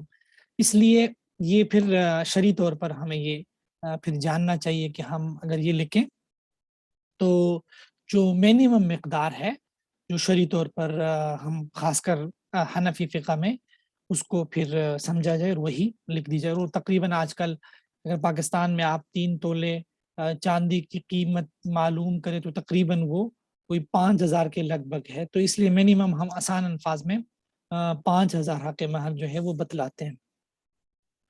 تو لیکن اگر کسی نے حق مہر ادا نہیں کیا یا اس کا تذکرہ نہیں کیا ایجاب و قبول کے تحت، پھر بھی نکاح جو ہے وہ شرعاً ویلڈ ہوگا، البتہ حق مہر کی ادائیگی ضروری ہوگی. پھر مہر کی 2 قسمیں ہے. اچھا یہ میں نے لکھ دیا، عموماً لوگ سمجھتے ہیں کہ جی مہر فاطمی ایک مسنون مہر ہے، اس کی جو مقدار ہے وہ 131 تولہ چاندی بنتی ہے. اور یہ جو حق مہر ہے یہ کسی ایک فریق اپنی مرضی سے اس کو نہیں کر سکتا، بلکہ یہ میوچل انڈرسٹینڈنگ باہمی رضامندی سے کوئی بھی جو ہے وہ رکھی جا سکتی ہے. اور یہ بیوی کا حق ہے، بیوی کے والدین کا حق نہیں ہے. یہ جو بھی ہے یہ بیوی کو دے دی جائے. اور اگلی بات ہے جی حق مہر کی قسمیں. ہمارے نکاح نامہ جو ہے ہمارے پاس جو ہمارے پاکستان میں ہے، اس کے شق نمبر 14 میں اس کی وضاحت ہے کہ مہر کی کتنی رقم معجل ہے اور کتنی معجل ہے. معجل کا مطلب ہوتا ہے کہ جو فوری طور پر واجب الادا ہو، اور شریعت نے یہ کہا ہے کہ جو فوری واجب الادا مہر ہے وہ شادی کے فوراً بعد، رخصتی کے فوراً بعد دی جائے. شریعت نے بیوی کو یہ حق دیا کہ وہ یہ مطالبہ کر سکے اور وہ فوراً اپنے شوہر سے یہ حق مہر لے لیں. عموماً ہمارے ہاں ایک مروت اور تعلقات کی وجہ سے اس کا مطالبہ نہیں کیا جاتا. بعد میں جب رشتے ٹوٹتے ہیں تو پھر یہی حق مہر جو ہے وہ بہت بڑے تنازعات کا باعث بنتا ہے. تو اس لیے شریعت کا بھی یہ حکم ہے اور لیگلی بھی کہ اس کو واضح طور پر لکھ دیا جائے. اور اگر کوئی چیز حق مہر کے طور پر نامزد کی گئی ہو، کوئی پراپرٹی، کوئی سونا، کوئی پیسے، تو اس کو واضح طور پر لکھ دیا جائے. یہ تو مہر معجل ہے آئین کے ساتھ. ایک اور لفظ ہے جس کو ہم مہر معجل کہتے ہیں، جو ہمارے نکاح نامے میں جو شق نمبر 14 ہے، اس میں معجل واو کے ساتھ لکھا گیا ہے. یہ جو ہوتا ہے، اس میں اگر میاں بیوی نے باہمی رضامندی سے اس کے لیے کوئی وقت مقرر کیا ہو تو اس وقت پر اس کی ادائیگی ہوگی. ہمارے ہاں چونکہ لوگوں کو دین کا علم نہیں ہے، اس لیے ہمارے ہاں اس کا وقت مقرر نہیں کیا جاتا. تو اگر وقت مقرر نہ کیا جائے تو وہاں شریعت نے پھر یہ حکم دیا ہے کہ اگر طلاق کا واقعہ پیش آئے تب یہ بیوی کو دے دی جائے، یا اگر ان دونوں میں سے کسی کی فوتگی ہو جائے، مثلا اگر شوہر فوت ہو جاتا ہے تو یہ بیوی کا اس پر قرضہ ہے، قرضے کے طور پر یہ شوہر سے لی جائے. اور اگر بیوی انتقال کر جاتی ہے تو ایسی صورت میں یہ جو حق مہر ہے یہ شوہر سے لے کر اس کو وراثت میں شامل کیا جائے. تو یہ مہر معجل ہے. ہمارے پاس جو اگلی چیز ہے وہ ہے وکیل کے حوالے سے. شرعاً وکیل کی کوئی ضرورت نہیں ہے اگر میاں بیوی دونوں نکاح کے مجلس میں موجود ہو. لیکن ہمارے ہاں عموماً جو دلہن ہوتی ہے، جو بیوی ہوتی ہے، وہ نکاح کے مجلس میں موجود نہیں ہوتی. اسی لیے ہمارے ہاں جو نکاح نامے ہیں اس کے شق نمبر 8 اور 9 میں اس بات کو شامل کیا گیا ہے کہ اگر دلہن کی طرف سے کوئی وکیل ہے تو وہ کون ہے، اور اگر دلہا کی طرف سے کوئی وکیل ہے تو وہ کون ہے. شرعاً یہ جو دونوں وہ ہیں، اس کی تب حیثیت ہے کہ اگر کوئی مجلس میں موجود نہ ہو. اگر میاں بیوی دونوں مجلس میں موجود ہو تو وہاں اگر ان کے سامنے براہ راست ایجاب و قبول کی جائے تو وہ نکاح ویلڈ ہوگا وکیل کے بغیر. لیکن اگر دلہن مجلس میں موجود نہ ہو اور دلہن نے کسی کو اپنا ریپرزنٹیٹیو، اپنا وکیل مقرر کیا، اور اس وکیل نے دلہن یا دلہا کے بہاف پر، جو جس کا وکیل ہو اس کے بہاف پر اس نے ایجاب و قبول کیا، تو وہ نکاح درست ہوگا. اور ظاہر سی بات ہے جو نکاح نامہ کی شق نمبر 8 اور 9 ہے اس میں پھر اس کو لکھا جائے گا. ہمارے پاس جو اگلی بات ہے جی وہ یہ ہے کہ کیا یہ ہمارے ہاں نکاح نامے میں یہ ہے کہ دلہن کے تقرر کے بارے میں گواہان، تو یاد رکھے دلہن کے جو گواہان ہیں شرعاً توکیل کے لیے، اگر کوئی دلہن کسی کو وکیل بنا رہی ہو تو شرعاً توکیل کے لیے گواہ قائم کرنے ضروری نہیں ہے. لیکن ظاہر سی بات ہے کہ جو توکیل ہے یہ بھی ایک معاملہ ہے. تو اگر ریاست نے اس کو لازم قرار دیا کہ جی اگر آپ کسی کو وکیل بنائیں گے، خاص کر نکاح کے دستاویز میں، تو وہاں آپ کو وکیل بھی اس کے اس توکیل کے ان وکیلوں کے گواہ بھی مقرر کرنے ہوں گے. تو ایسی صورت میں گواہ بھی جو ہے وہ بالکل مقرر کرنا درست ہے. جہاں تک معاملہ ہے کہ بیوی سے اجازت اس وکیل کا لینا، عموماً ہمارے ہاں یہ بھی غلطی کی جاتی ہے کہ بیوی کو پتہ ہی نہیں ہوتا اور اس کا باپ یا کوئی بھی بندہ وکیل بن کر وہ ایجاب و قبول کر لیتے. تو یہ شرعاً غلط ہے. اس کے علم میں ہونا چاہیے کہ اس کا نکاح پڑھایا جا رہا ہے، اس کی اجازت سے ہونا چاہیے. اگر اس کی اجازت پہلے نہ اور بعد میں اس کی اجازت لی جائے تو یہ بھی ویلڈ ہے. جہاں تک خطبے کی بات ہے تو ایک سنت عمل ہے، اور اس میں یہی بات ہے کہ نکاح کے موقع پر جو خطبہ، یہ اس میں تعلیمات ہے کہ وہ اپنے رشتے کو کس طرح جو ہے وہ بہترین انداز میں چلائیں. اور آگے ہے جی جو نکاح خواہ ہیں، یہ بھی کوئی ضروری نہیں ہے. یہ محض ہمارے ہاں کیونکہ لوگوں میں کوئی اتنے دین کی نالج نہیں ہے تو کون سے الفاظ کہنے ضروری ہے ایجاب و قبول کے لیے، تو اس کا علم عام لوگوں کو نہیں ہوتا. تو اسی لیے نکاح خواہ کو ہائر کیا جاتا ہے کہ وہ آ کر جو ایجاب و قبول کے مخصوص الفاظ ہیں وہ کہلوائے میاں بیوی سے۔ اگلی جو بات ہے جی وہ مینٹیننس وغیرہ کی ہے، تو شریعت نے یہ لازم کیا ہے، اگر نکاح نامے میں یہ درج نہ بھی ہو پھر بھی شریعت نے یہ لازم کیا ہے شوہر پر کہ وہ فائنانشلی جو ہے وہ اچھے طریقے سے جو ہے اپنی مالی پوزیشن کے مطابق وہ ان کی جتنی بھی ضروری اخراجات ہیں اس کو پورا کریں۔ اور یہ ہمارے ہاں جو نکاح نامہ ہے اس میں بھی یہ اس چیز کو لکھا گیا ہے کہ نان نفقہ وغیرہ سے کوئی دستاویز، نان نفقہ کے متعلق اگر کوئی دستاویز تیار کی گئی ہو تو اس میں شرعاً کوئی خرابی نہیں ہے، اگر وہ اندازے سے کوئی حوالے سے کوئی دستاویز تیار کریں تو اگر ظاہر سی بات ہے بہت سارے کیسز میں بعد میں جھگڑے ہوتے ہیں، تو ان جھگڑوں کو ختم کرنے کے لیے اگر ایسی کوئی دستاویز تیار کی جائے جو ہمارے پاس شق نمبر 20 میں ہے تو یہ شرعاً ٹھیک ہے، اس میں کوئی خرابی نہیں ہے۔ اور اسی طریقے سے اگر فکسڈ منتھلی کچھ مقرر کیا جائے تو یہ بھی ایک وعدہ ہے اور اس کو مقرر کرنا درست ہے، یہ کوئی ناجائز نہیں ہے، ٹھیک ہے جی۔ اگلا جو معاملہ ہے سیکنڈ میرج کا، ہمارے پاس جو یہ ہے جی نکاح نامہ کی شق نمبر 21 میں لکھا ہے کہ جی اگر دلہا کیا پہلے سے کوئی بیوی موجود اگر ہے تو اس نے خاندانی قوانین کے آرڈیننس 1961 کے تحت جو ہے وہ اجازت نامہ حاصل کیے یا نہیں، شرعاً اس کی کوئی حیثیت نہیں ہے۔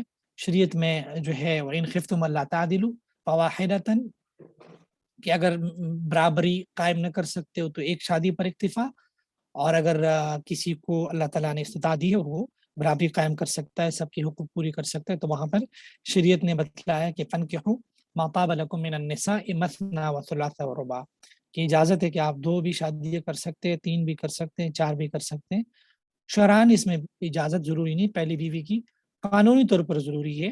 قانونی طور پر اجازت نہ لینے کی وجہ سے اگر آپ کو کل کو کوئی نقصان کا خطرہ ہو تو شریعت بھی آپ کو کہتی ہے کہ آپ قانونی جو تقاضے ہیں وہ پورے کریں تاکہ آپ کو کل کسی قسم کی دقت اور مشکلات کا سامنا نہ ہو۔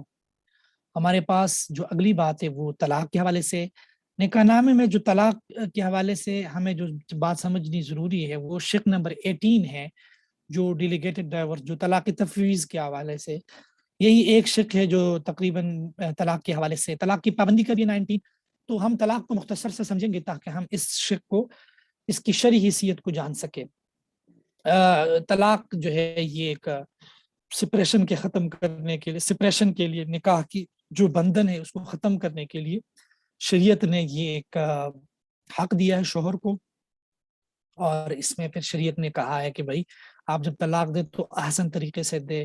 احسن کا مطلب یہ ہے کہ ایک ہی پاکی کے زمانے میں آپ ایک طلاق دے، اور یہ شریعت نے اس کو کہا ہے۔ حسن میں کہا ہے کہ 3 پاکیوں الگ پاکیوں میں ایک ایک طلاق دی جائے، اس لیے شرعاً یہ ضروری نہیں ہے کہ 3 طلاقیں دے دی جائے بلکہ ایک طلاق سے بھی نکاح ختم ہو جاتا ہے۔ آج میرے پاس اسی قسم کا کیس آیا تھا، ٹوبر ٹیکسنگ سے، ایک ڈاکٹر صاحب تھے، ان کی بیٹی کا کیس تھا، وہاں پر بھی یہی بات تھی کہ اس نے 2 طلاق کے نوٹس دیے تھے اور تیسری طلاق کا نوٹس وہ نہیں دے رہا تھا، اس نے دوسری شادی کی تھی، وہ تنگ کر رہا تھا ان کو، تو وہ شاید یہ سمجھ رہے تھے کہ تیسری طلاق بھی ضروری ہے مکمل رشتے کے خاتمے کے لیے، تو ان کو یہی سمجھایا کہ شرعاً 3 طلاقیں ضروری نہیں ہے، اگر ایک طلاق بھی اگر دی جائے تو اس سے بھی عدت کے ختم ہوتے ہی نکاح ختم ہو جاتا ہے۔ تو یہی بات جو ہے شریعت میں بھی ہے کہ 3 طلاقیں کوئی دینا ضروری نہیں شرعی طور پر، ایک طلاق سے بھی نکاح ختم ہو جاتا ہے۔ طلاق میں پھر اس کی مختلف ٹائپ سے، ایک طلاق رجعی ہے، وہاں پر جو عدت کا پیریڈ ہے اس میں رجوع کا اختیار ہوتا ہے۔ ایک بائن ہے کہ اس میں پھر رجوع کا اختیار نہیں ہوتا۔ اور اس کے علاوہ جو اصل بات جو شق نمبر 18 کے حوالے سے ہے، طلاق تفویض کے حوالے سے شریعت نے یہ شوہر کو اختیار دیا ہے کہ وہ جو رائٹ اس کو حاصل ہے طلاق دینے کا، اگر وہ رائٹ اپنی بیوی کو دے تو اس کو یہ حق حاصل ہے، اگر وہ ایک طلاق کی اجازت دے تو ایک، 2 کی اجازت دے 2، 3 کی دے تو 3، رجی کی اجازت دے تو رجی، بائن کی دے تو بائن۔ عموماً ہمارے ہاں نکاح نامے میں شق نمبر 18 میں ہاں لکھ دیتے، یس لکھ دیتے۔ یس کا مطلب یہ ہے کہ بیوی کو اپنے اوپر ایک طلاق رجعی واقع کرنے کا اختیار ہے۔ اس طلاق کے حوالے سے یہ جو طلاق تفویض ہے کچھ مزید چیزیں بھی ہمیں جاننے ضروری ہے. وہ یہ ہے کہ عموماً ہمارے ہاں خواتین کو علم نہیں ہوتا کہ طلاق تفویض کو اپنے اوپر واقع کرنے کا کیا طریقہ ہے. اور میری معلومات کے مطابق پاکستان کا جو قانون ہے وہ بھی اس میں بھی اس تفصیل کو نہیں بیان کیا گیا ہے کہ آپ نے اگر اپنے اوپر طلاق تفویض کو واقع کرنا ہو تو کیسے کرنا ہو. عموماً ہمارے پاس خواتین آتی ہیں, انہوں نے لکھا ہوتا ہے میں اپنے شوہر کو 3 طلاقیں دیتی ہوں. شوہر آتا ہے کہتے ہیں مجھے میری بیوی نے مجھے طلاق دی. تو شرعاً بیوی طلاق نہیں دیتی, بیوی اپنے اوپر طلاق کو واقع کرتی ہے. اس لیے ہمارے ہاں قانون خاموش ہے, لیکن شریعت کا حکم یہ ہے کہ اگر کوئی بیوی اپنے اوپر طلاق تفویض دینا چاہے تو وہ یہ الفاظ کہہ دیں یا اس کے کوئی بھی ملتے جلتے الفاظ کہ شوہر نے جو مجھے طلاق کا اختیار دیا ہے میں اس طلاق کو کے اختیار کو استعمال کرتے ہوئے اپنے اوپر طلاق واقع کرتی ہوں. اس طریقے سے اسے ایک طلاق واقع ہو جائے گی. عموماً یہ طلاق رجی ہوتی ہے تو وہ پھر اگر چاہے تو شوہر کو اطلاع نہ دے, کیونکہ اگر شوہر کو پتہ چل گیا کہ بیوی نے اگر مجھے طلاق اپنے اوپر طلاق واقع کر دی ہے تو وہ شوہر رجوع کرے گا, کیونکہ طلاق رجی میں تو شوہر کے پاس یک طرفہ رجوع کا اختیار ہوتا ہے. ایک بات. دوسرا, اس میں عموماً ہمارے ہاں یہ شق پڑھ کر یہ نہیں پڑھا جاتا, عموماً سائن کیا جاتا, یہ غلط ہے. شریعت کا حکم یہ ہے کہ جو بھی سائن کریں وہ اس کے پڑھیں. جب آپ ایک کنٹریکٹ میں سائن کر رہے ہیں تو آپ کے لیے ضروری ہے کہ آپ اس کو پڑھیں. لہٰذا اور عموماً ہمارے ہاں سائن خالی نکاح نامے پہ کروائے جاتے ہیں, بعد میں اس کو اپنی مرضی سے فل کیا جاتا ہے. یہ بھی غلط ہے. نکاح نامے کو پہلے فل کیا جائے, شوہر کو بتایا جائے کہ جی آپ شق نمبر 18 کو سائن پر سائن کر رہے ہیں, تاکہ اسے پتہ ہو کل کو اگر بیوی اپنے اوپر طلاق واقع کرے, شوہر کہے کہ مجھے پتہ ہی نہیں تھا, میں نے تو یہ حق دیا ہی نہیں تھا. اس لیے یہ شوہر کے علم میں ہونا چاہیے, بیوی کے علم میں. اور اس میں ایک یہ بات بھی ہے, ٹھیک ہے اچھی بات ہے بہت سارے کیسز میں کہ بیوی کے پاس طلاق کا حق واقع ہونا چاہیے. بہت سی دفعہ شوہر ظلم کرتا ہے, بیوی کے پاس کوئی رستہ نہیں ہوتا, وہ بیچاری پھر عدالتوں میں جو ہے وہ پھرتی ہے, بیچارے کے لیے مشکلات ہوتی ہیں. اس لیے وہ اگر یہ لکھوا دے تو اچھی بات ہے. لیکن اگر کہیں پر بیوی خود سے یہ حق نہ لینا چاہے تو اس میں کوئی مذائقہ نہیں ہے. میں نے یہ بات ایک اور بھی ہماری ایک پریزنٹیشن ہوئی تھی, اس میں بھی یہ بات عرض کی تھی کہ ہمارے پاس 1-2 اس قسم کے مریض آئے ہیں, نفسیاتی مریض بن چکے تھے, باوجود تعلیم کے ماسٹر کی تک تعلیم تھی, لیکن شوہر نے ان کو طلاق تفویض کا حق دیا تھا, جس کی وجہ سے وہ حق اتنا بھاری تھا کہ وہ بیچاری برداشت نہیں کر سکی. اور ہر وقت وہ اس ٹینشن میں ہوتی تھی کہ کہیں میرے منہ سے ایسے الفاظ نکل نہ جائے کہ کہیں میرا رشتہ ختم نہ ہو جائے. تو ان کو بہت سمجھایا کہ جی یہ کوئی اتنا آسان معاملہ نہیں ہے, آپ تسلی رکھیں. لیکن یہ بھی بہرحال بعض لوگوں کے لیے معاملہ ہوتا ہے. اس لیے یہ جو حق ہے یہ بھی سوچ سمجھ کر دی جائے. بیوی اگر خود اس پر راضی ہو تو یہ حق جو ہے وہ دی جائے. تو یہی جو تھی آج کے حوالے سے باتیں تھیں, جو اہم باتیں تھیں تقریباً وہ میں نے عرض کر دی.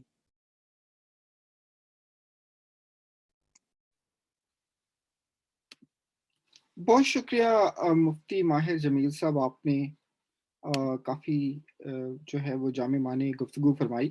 ہمارے ساتھ رہیے گا. ہمارے کچھ جو آڈینس میں سے ہیں وہ سوالات ہم سے پوچھ رہے ہیں, بٹ ہم آڈینس کے سوالات لینے سے پہلے نور اجاز چودھری صاحبہ سے یہ درخواست کریں گے کہ وہ ہمیں بتائیں کہ کون کون سے ایشوز جو ہیں نکاح نامے کے وہ کنٹینشیس ہوتے ہیں اور لٹیگیٹ ہوتے ہیں کورٹس میں.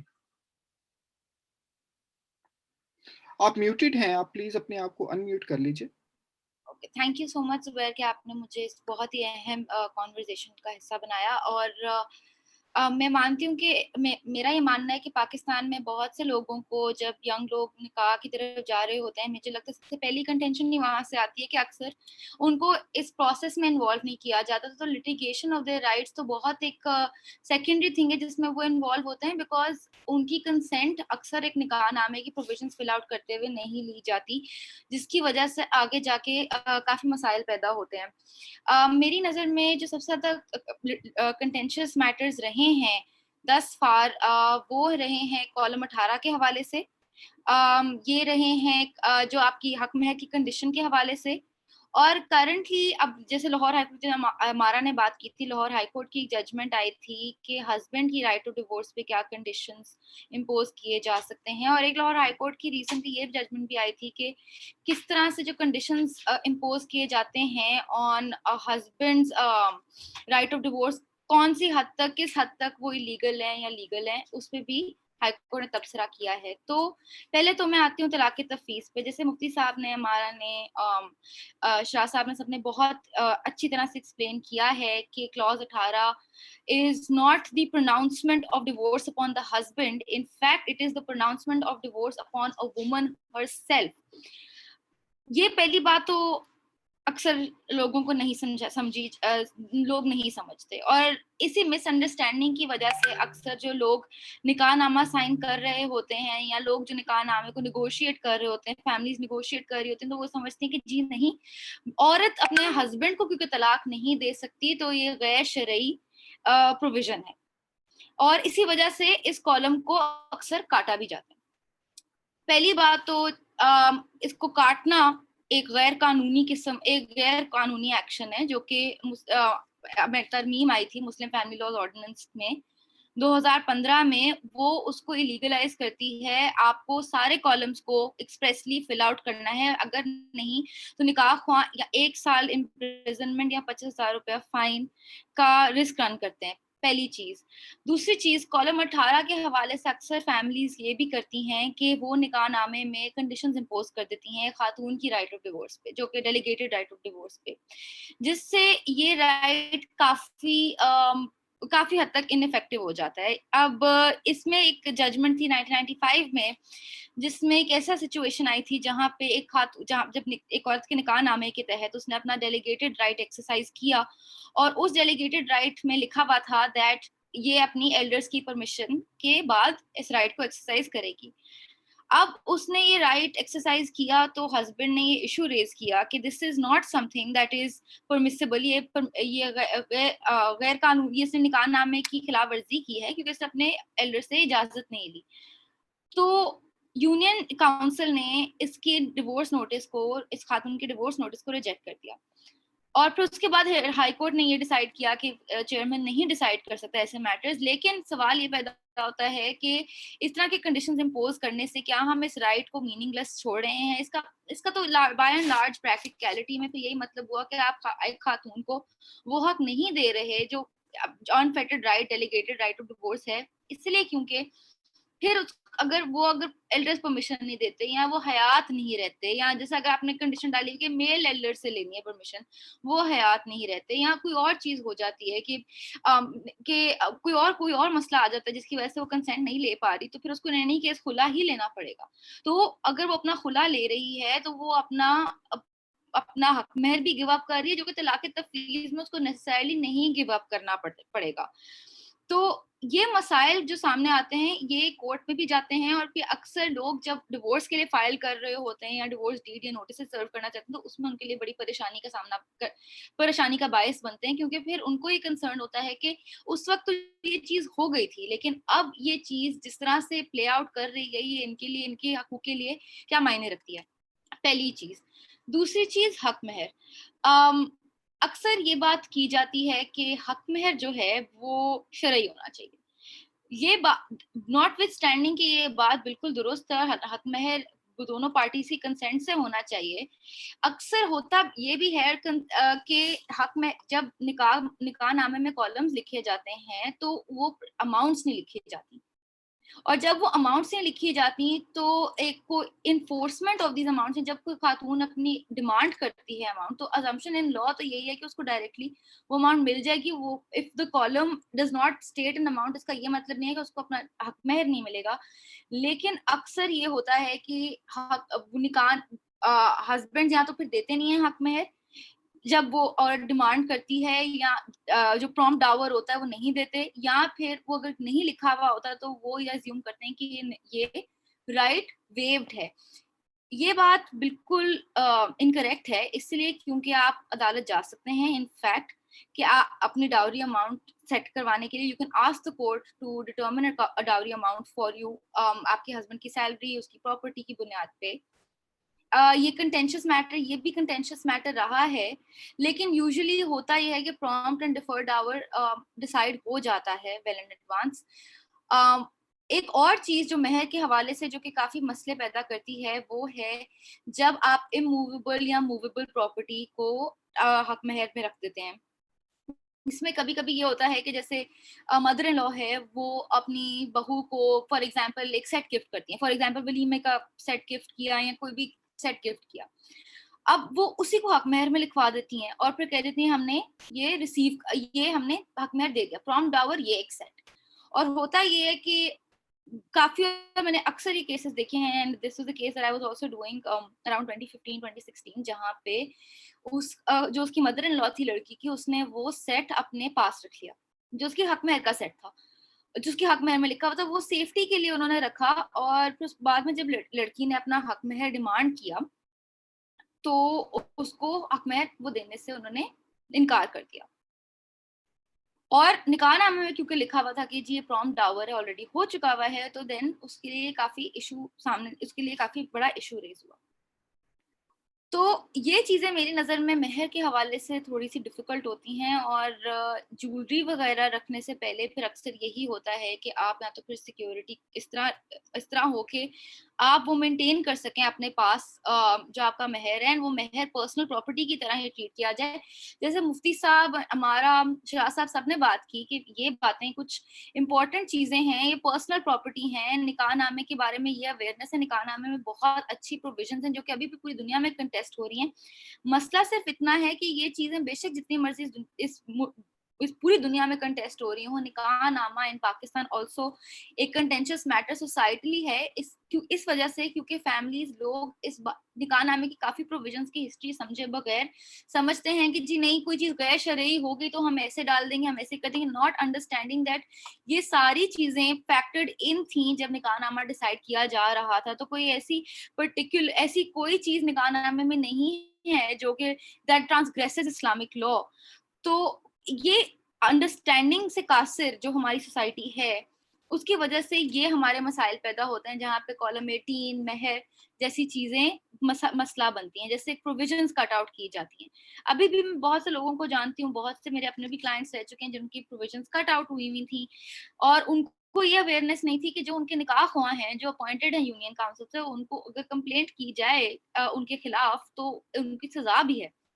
پہلی بات. اب لاسٹ کی طرف میں یہ دو چیزیں بات کرنا چاہوں گی. پہلی چیز تو جو کنڈیشنز ہیں نکاح پہ, اکثر لوگ کیا کرتے ہیں کہ جو اینی ادر کنڈیشنز والا پروویژن ہوتا ہے اس میں وہ لوگ لکھ دیتے ہیں جی عورت خلا نہیں لے سکے گی, عورت یہ کام نہیں کر سکے گی, یا عورت کے مرد یہ کام نہیں کر سکے گا, ایٹسیٹرا ایٹسیٹرا, جو کہ ان کی لیگل رائٹس ہیں. فار ایگزامپل کہ ایک عورت کھلا اپلائی نہیں کر سکتی, legal right that she has not with standing نکاح نامے میں کیا لکھا ہوا ہے. ہوتا یہ ہے, اینڈ یہ بات آئی تھنک میں واضح طور پہ کہنا چاہتی ہوں کہ اس طرح کی کنڈیشنز آپ نکاح نامے میں ایکسپریسلی انکلوڈ نہیں کر سکتے کیونکہ وہ پروویژنز انلیگل ہوں گی. آپ ایک رائٹ کو ٹرمینیٹ نہیں کر سکتے, آپ ایک رائٹ کو ختم نہیں کر سکتے, آپ ایک رائٹ کو کرٹیل کر سکتے ہیں, اس پہ کنڈیشن لگا سکتے ہیں, جیسے لوگ اکثر کالم 18 پہ لگا دیتے ہیں, لیکن آپ ایک رائٹ کو کرٹیل نہیں کر سکتے. آئی تھنک ہمارا نے اس پہ پہلے تھوڑی سی بات بھی کی تھی کہ کرٹیلمنٹ آف اے رائٹ, کہ ٹرمینیشن آف اے رائٹ, کیونکہ ہم یہ انڈرسٹینڈ کریں گے اگر نکاح ایک کانٹریکٹ ہے اور اس کو as in terms of a contract ہی ویو کرنا ہے, تو پھر then anything that is against public policy, یا جو بھی کسی بھی قانون کی خلاف ورزی کرتا ہے کوئی بھی ایسا کنڈیشن, تو وہ تو پھر ہم آٹومیٹکلی لاجک ڈکٹیٹس کہ وہ ایلیگل ہوگا. پہلی بات یہ.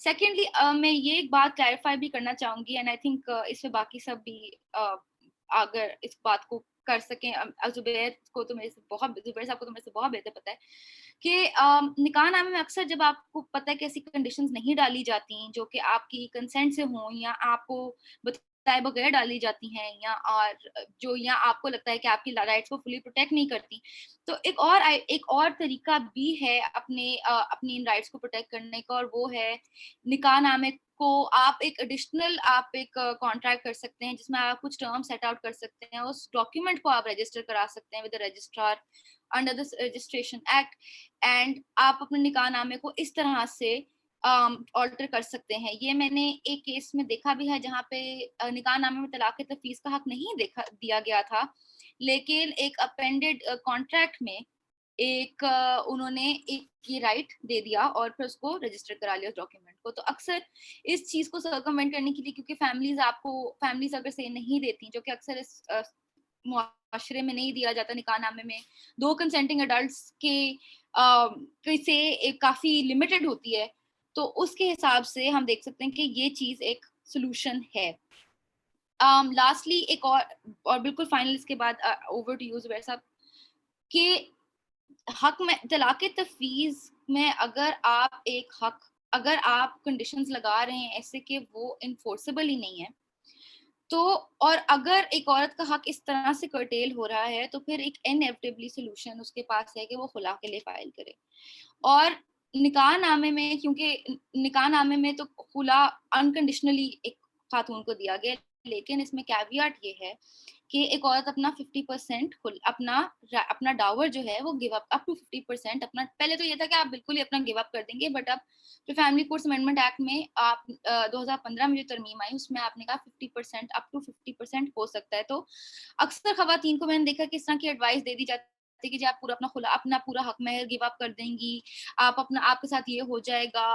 تو یہ بات میں بالکل کلیریفائی کرنا چاہوں گی ایک دفعہ کہ اگر یہ پہلی بات تو یہ بالکل ہی غیر قانونی یہ حرکت ہے اور بڑی پرابلمٹک حرکت ہے, اور اس حرکت کو بدلنے کی ضرورت ہے کہ جو کنڈیشنز لگا کے آپ رائٹس کرٹیل کر رہے ہیں انریزنیبلی, پہلی بات. لیکن اگر ناٹ وتھ اسٹینڈنگ دیٹ اگر یہ سچویشن سامنے آ جاتی ہے اور خلا کے لیے فائل کرنا پڑ بھی جاتا ہے, تو یہ ایک اس طرح سے بالکل مانتی ہوں کہ بہت لمبا ٹائم لگتا ہے, بہت اس کی اپنی پرابلمز ہیں, لیکن یہ بات اب نہیں رہی کہ آپ کو اپنا حق مہر نہیں ملے گا. تو یہ کچھ کنٹینشس معاملات ہیں جو کہ اکثر نکاح نامے میں آتے ہیں, جو کہ اکثر ہم نے دیکھے ہیں خواتین کے حوالے سے پرٹیکولرلی, اور یہ آئی تھنک یہ براڈلی سیکنڈ میرج کا تو آئی تھنک سب نے کافی اچھی طرح سے بات کر لی تھی. تو تھینک یو ویری مچ نور. اگر کچھ اور سوالات ہیں تو وہ ہم Q&A میں ڈسکس کر لیں گے. Thank you very much, you are very comprehensive. تو it's really great young lawyer آپ جیسے ہوں جو آرٹیکولیٹ کریں چیزوں کو, تو it's really really reassuring. ابھی ہم چلتے ہیں ایک ڈفرینٹ پرسپیکٹیو ہم نے لیتے ہیں. ابھی ہم نے ایک اوور آل ویو لے لیا, پھر ہمیں ایک ایکڈیمک پرسپیکٹیو پرووائڈ کر دیا گیا, پھر ہمیں جو ہے مفتی صاحب نے ایک شرعی پرسپیکٹیو دے دیا, نور نے جو ہے وہ ہمیں ایک پریکٹیشنر کا پرسپیکٹیو دے دیا. تو ہم چلتے ہیں محسن ممتاز کی طرف جو کہ جج رہے ہیں. He was civil judge and then he became senior civil judge and now he is practicing and has set up his own law firm. تو محسن صاحب ہمیں بتائیں گے کہ ایز اے جج کس طرح کے پرسپیکٹیو, کس طرح کے ایشوز جو ہیں نکاح نامہ سے ریلیٹڈ ان کے پاس آتے ہیں, اور کون کون سی ایسی چیزیں ہیں جن کا جو ہے وہ ہمیں as a general member of the public کا خیال رکھنا چاہیے. Thank you very much Mohsin صاحب ہمیں جوائن کرنے کا, اور over to you. Thank you very much, Zubair Saab. I would say I am delighted to be here, listening to the various perspectives of Nikah Nama, جو کہ different walks of life کے حوالے سے بتائے گئے ہیں. A judge's perspective regarding Nikah Nama is always intriguing, کیونکہ جج کے سامنے there is always an issue of fact or an issue of law to decide. So اس حوالے سے کچھ 7-8 پوائنٹس میں نے ہائی لائٹ کیے ہیں جو میں زیادہ ہائپر ٹیکنیکل نہیں ہونا چاہتا, because although there must be students of law جو کہ ہمیں سن رہے ہوں گے, بٹ ہائپر ٹیکنیکل ہونے سے شاید جو جنرل کامن پیپل ہیں ان کا اس میں انٹرسٹ تھوڑا کم ہو جاتا ہے. So going on with the points, پہلی چیز جو شاید سب کے لیے ایک بہت امپورٹنٹ چیز ہوگی کہ جو شریعہ ہے, this was the first question before me when I was dealing with the family cases, کہ جو شریعہ ہے اس کی کیا لیگل سینکٹٹی ہے to be applied in the matters of personal law. اور جو مسلم فیملی لاز آرڈیننس ہے 1961 کا, جیسے چیمہ صاحب نے, شہباز چیمہ صاحب نے بہت الیبریٹلی اس کو ایکسپلین کیا کہ اس سے کچھ چینجز لائی گئیں ان the legal scenario.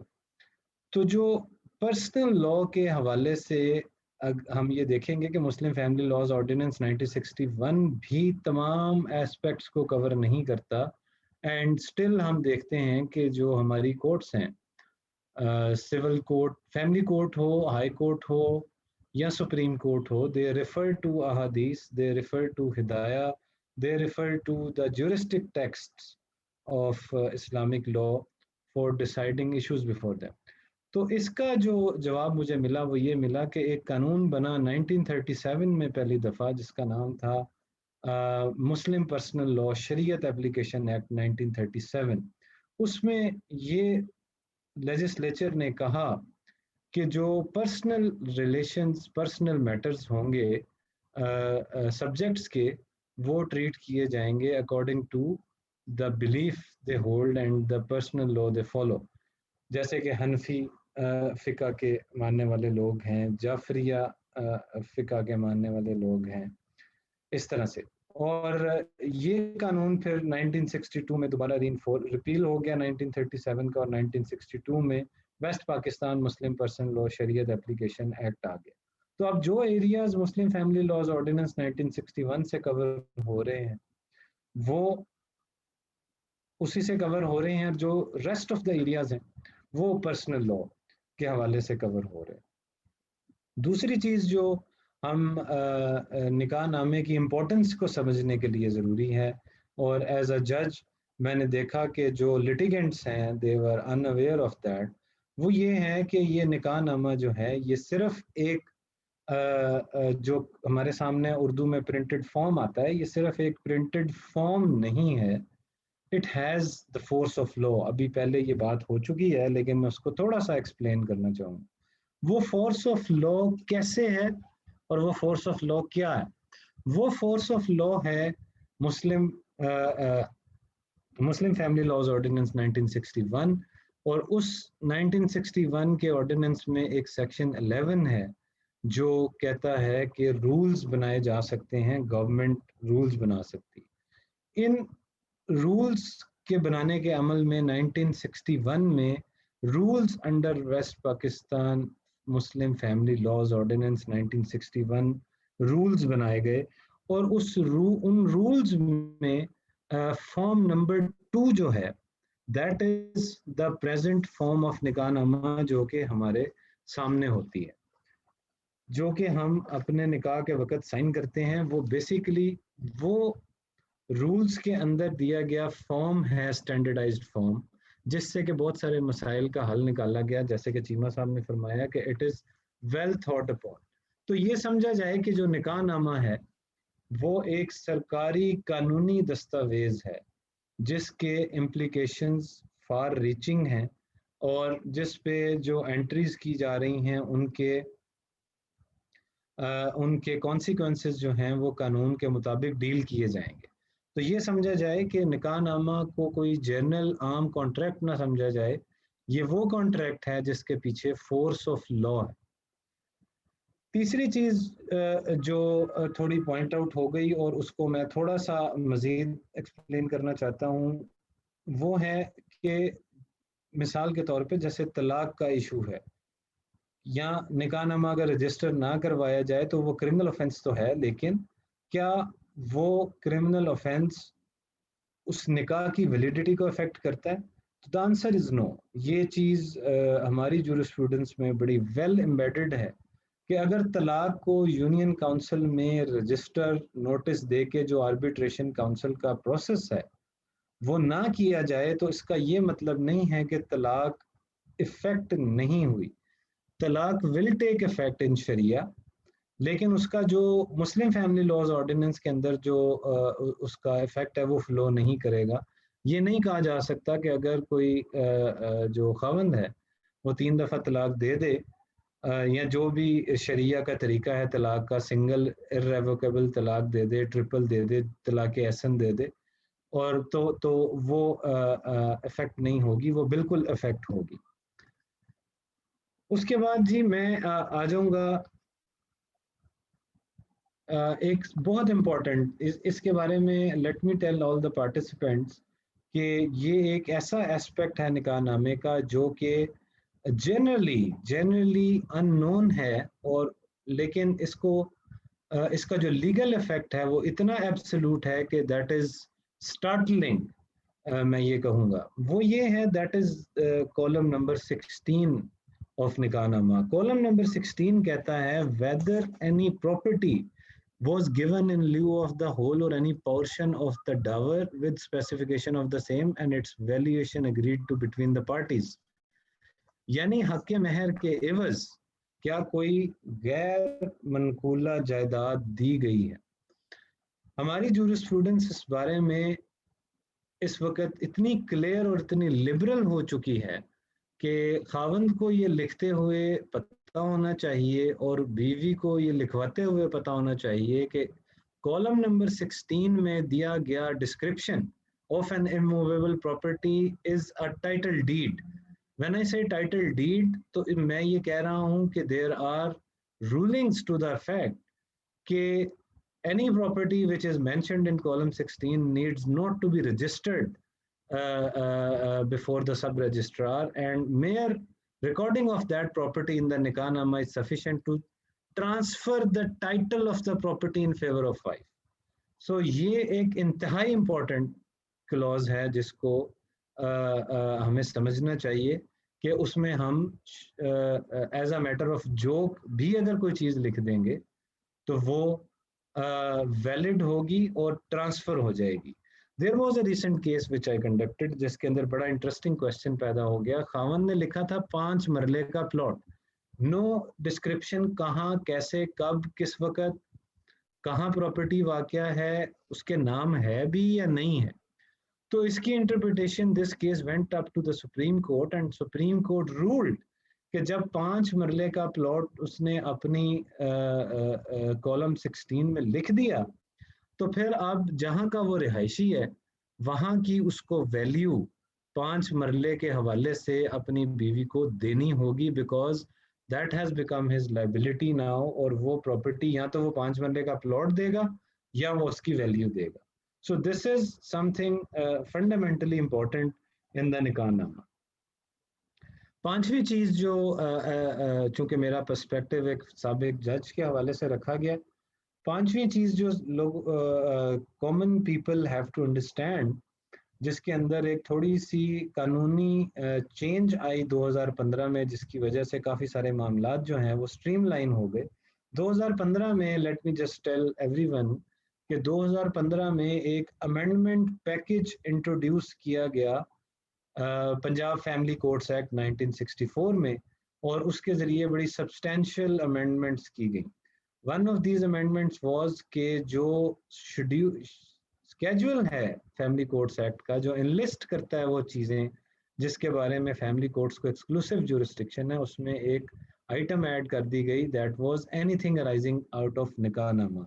This clause is so comprehensive that it covers everything which is mentioned in the nikah nama.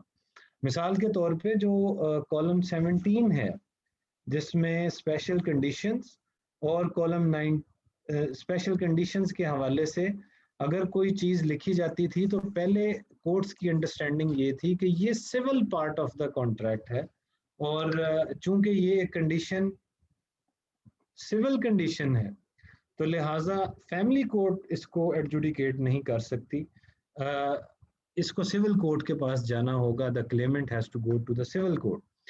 لیکن یہ جو امینڈمنٹ ہوئی ہے اس کے بعد وہ jurisprudence has become obsolete and now the family court is the only exclusive court for adjudication of anything which has arisen from the nikah nama.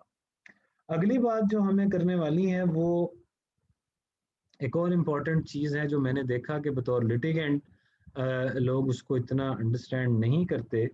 That is the fact that نکاح نامہ از a public document.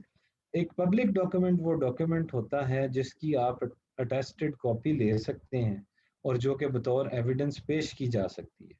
جو بھی نکاح نامے کے اندر writing ہوگی وہ part of public record بن جاتی ہے اور اس کو کہتے ہیں پریزمپشن آف ٹروتھ, اس کو اٹیچ ہو جاتی ہے.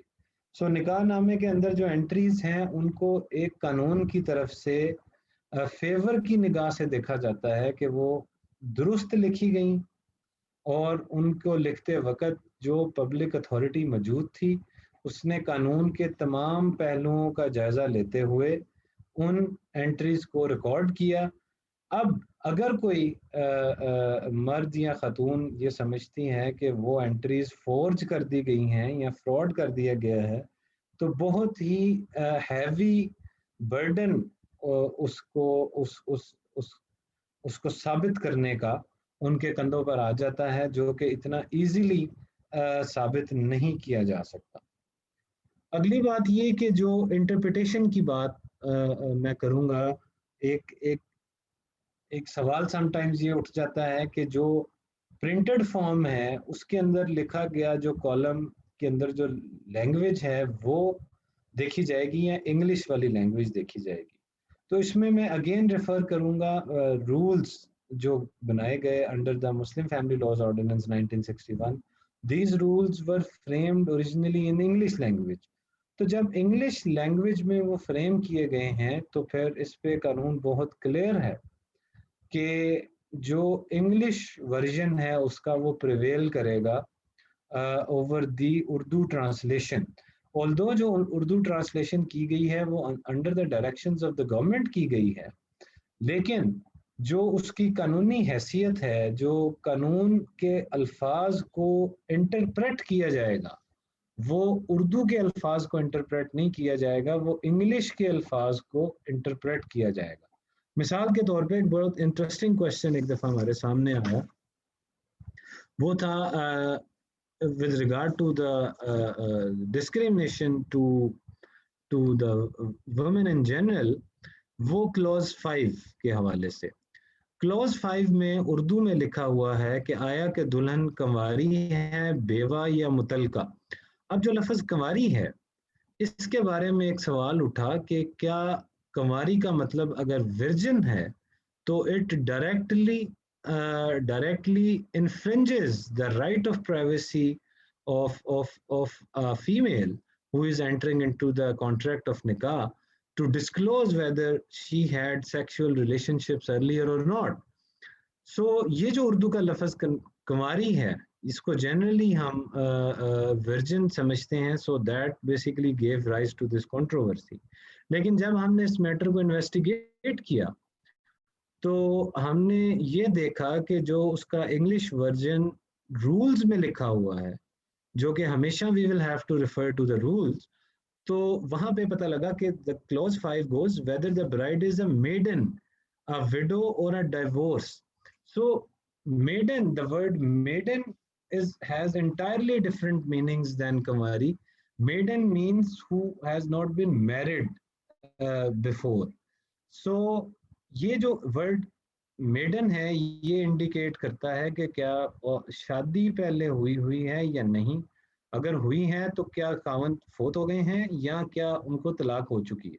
اس کا ورجنٹی سے کوئی تعلق نہیں ہے، اس کا تعلق اس بات سے ہے کہ یہ ریکارڈ کیا جائے کہ جو خاتون ہیں ان کی یہ پہلی شادی ہے، دوسری ہے یا تیسری ہے، تاکہ اس کو ایز ٹرانسپیرنٹ ایز پاسبل بنایا جا سکے.